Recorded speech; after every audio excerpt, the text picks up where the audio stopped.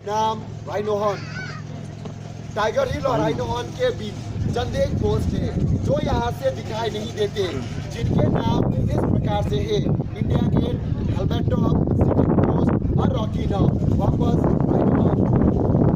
Rhino Horn से बाएं की ओर बढ़ता हुआ इस पर सबसे बाएं वाला ऊंचा टॉप, जो कि फार डिस्टेंस पर 4875 को हम बत्रा टॉप के नाम से भी जानते हैं, क्योंकि कैप्टन विक्रम बत्रा यहाँ दुश्मनों से लड़ते हुए वीर गति को प्राप्त हुए थे। आप लोग जिस रास्ते से आए हैं उसे NH1 डेल्टा के नाम से जाना जाता है। यह रास्ता लेह और कारगिल को श्रीनगर के साथ जोड़ता है। स्टार्ट होने के मुख्य कारण यह था कि शिमला समझौते के तहत 1972 में भारत और पाकिस्तान के बीच एक एग्रीमेंट साइन हुआ था कि विंटर के सीजन में दोनों देश की सेनाएं LOC को छोड़कर कम बर्फीली स्थान पर चले आएंगे, क्योंकि सर्दियों के मौसम में यहाँ दोनों देश की सेनाओं को रहने में काफी मुश्किलें होती थी। सर्दियों के लिहाज से यह स्थान विश्व में दूसरा और एशिया में प्रथम स्थान माना जाता है। 9 जनवरी 1995 में यहाँ का टेम्परेचर -60 डिग्री सेल्सियस रिकॉर्ड किया गया था। विंटर 1998 में जब हमारे भारतीय सेना LOC को छोड़कर कम बर्फीली स्थान पे चले आए तो धोखे से पाकिस्तानी सेना ने हमारे इन पोस्ट पर कैप्चर कर लिया। समर 1999 में जब हमारे भारतीय सेना अपनी अपनी पोस्ट पर गई तो देखा गया कि पाकिस्तान आर्मी के 3 इन्फेंट्री ब्रिगेड तकरीबन ऐसी 400 ऊंची चोटियां पर अपना कब्जा जमाए बैठे थे। यह इलाका गुमरी से लेकर साउथ ग्लेशियर तक तकरीबन 150 किलोमीटर के एरिया कैप्चर किया हुआ था। कारगिल युद्ध 20 मई 1999 को शुरू हुआ और 26 जुलाई 1999 को संपन्न हुआ। इसीलिए प्रत्येक वर्ष 26 जुलाई को विजय दिवस के रूप में इस कारगिल वार मेमोरियल पर मनाया जाता है। आप लोगों के सामने दोलोलिंग पहाड़ पर दुश्मन अपना कब्जा जमाए बैठे थे। भारतीय सेना की ओर से दोबारा दोलोलिंग पर कैप्चर करने के लिए 18 ग्रेनेडर बटालियन को डिटेल किया गया। 18 ग्रेनेडर बटालियन द्वारा ऑपरेशन को लॉन्च किया गया, परंतु दुश्मन की अच्छी पोजीशन और प्रभावशाली फायर के कारण बटालियन के मूवमेंट को वहीं रोक दी गई। मूवमेंट केवल अंधेरी रात और खराब मौसम में ही सफल हो सका। चंद एक दिनों के संघर्ष के बाद 18 ग्रेनेडर बटालियन ने अपना फॉर्म बेस बनाने में सफल रही। भारतीय सेना की ओर से 18 ग्रेनेडर बटालियन का साथ देने के लिए 2 Rajputana rifles, 18 Garhwal rifles, 1 Naga battalion और 13 जम्मू कश्मीर राइफल को डिटेल किया गया।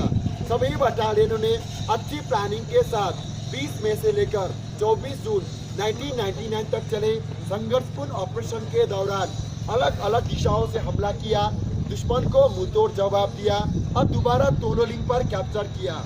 इस ऑपरेशन के दौरान भारतीय सेना को काफी नुकसान उठाना पड़ा। इस ऑपरेशन के दौरान भारतीय सेना के 3 ऑफिसर, 4 जूनियर कमीशन ऑफिसर और 19 जवान वीर गति को प्राप्त हुए।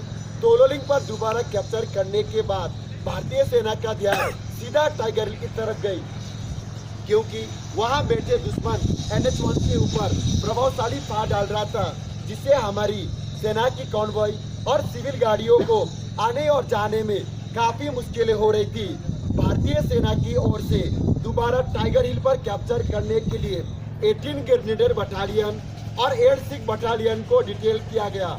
दोनों ही बटालियनों ने अच्छी प्लानिंग के साथ 2 जुलाई से लेकर 11 जुलाई 1999 तक चले संघर्षपूर्ण ऑपरेशन के दौरान चारों दिशाओं से हमला किया और दोबारा टाइगर हिल पर कैप्चर किया। इस ऑपरेशन के दौरान भारतीय सेना को काफी बड़ा नुकसान उठाना पड़ा। इस ऑपरेशन के दौरान भारतीय सेना के 2 ऑफिसर, 4 जूनियर कमीशन ऑफिसर और 30 जवान वीर गति को प्राप्त हुए। इसी ऑपरेशन के दौरान 18 ग्रेनेडर बटालियन के ग्रेनेडियर योगेंद्र सिंह यादव की महान बहादुरी और अदम्य साहस को देखते हुए उन्हें परमवीर चक्र से सम्मानित किया गया। उन्हीं की party commander lieutenant Balwant Singh की महान बहादुरी और अदम्य साहस को देखते हुए उन्हें महावीर चक्र से सम्मानित किया गया। पॉइंट 4875 को हम बत्रा टॉप के नाम से भी जानते हैं। कैप्टन विक्रम बत्रा की महान बहादुरी को देखते हुए उन्हीं की बटालियन 13 जम्मू कश्मीर राइफल को .4875 पर कैप्चर करने के लिए डिटेल किया गया। ठीक है, दूसरे ट्रिपल 1, ट्रिपल 2 और 74 बटालियन को डिटेल किया गया और ट्विपा पर कैप्चर करने के लिए 2 नागा बटालियन को डिटेल किया गया। तीनों ही बटालियनों ने अच्छी प्लानिंग के साथ 4 जुलाई से लेकर 7 जुलाई 1999 तक चले संघर्षपूर्ण ऑपरेशन के दौरान तीनों दिशाओं से हमला किया, दुश्मन को मुंहतोड़ जवाब दिया और दोबारा तीनों पोस्ट पर कैप्चर किया। इस ऑपरेशन के दौरान भारतीय सेना को काफी बड़ा नुकसान उठाना पड़ा। इस ऑपरेशन के दौरान भारतीय सेना के 3 ऑफिसर और 27 जवान वीर गति को प्राप्त हुए। इसी ऑपरेशन के दौरान कैप्टन विक्रम बत्रा की महान बहादुरी और अदम्य साहस को देखते हुए उन्हें मरणोपरांत परमवीर चक्र से सम्मानित किया गया। उन्हीं के बटालियन के राइफलमैन संजय कुमार की महान बहादुरी और अदम्य साहस को देखते हुए उन्हें भी परमवीर चक्र से सम्मानित किया गया और कैप्टन अनुज नायर की महान बहादुरी को देखते हुए उन्हें मरणोपरांत महावीर चक्र से सम्मानित किया गया।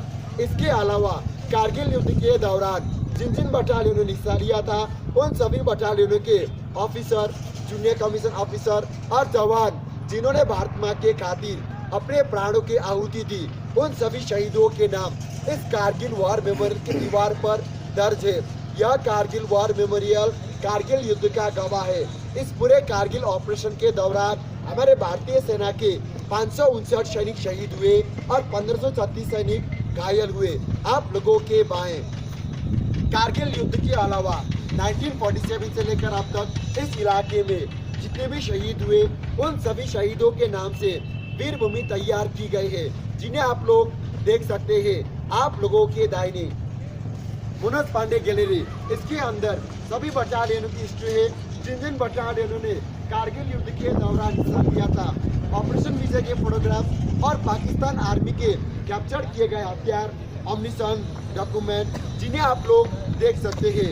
आप लोगों के सामने national flag foundation of India द्वारा 26 जुलाई 2012 को विजय दिवस की 13वीं वर्षगांठ पर उपहार स्वरूप भेंट किया गया था। इन शहीदों के बलिदान को किन्हीं भी शब्दों में बयान नहीं किया जा सकता। हम इन्हें सलाम करते हैं, ये देश उन्हें सलाम करता है। अंत में मैं आप सभी लोगों से यही गुजारिश करना चाहूँगा कि आओ झुककर करे सलाम उन्हें जिनके मुकद्दर में ये मुकाम लिखा होता है। बड़े खुशकिस्मत है वो लोग जिनका लहू वतन के काम आता है। जय हिंद। जय हिंद। Thank you sir.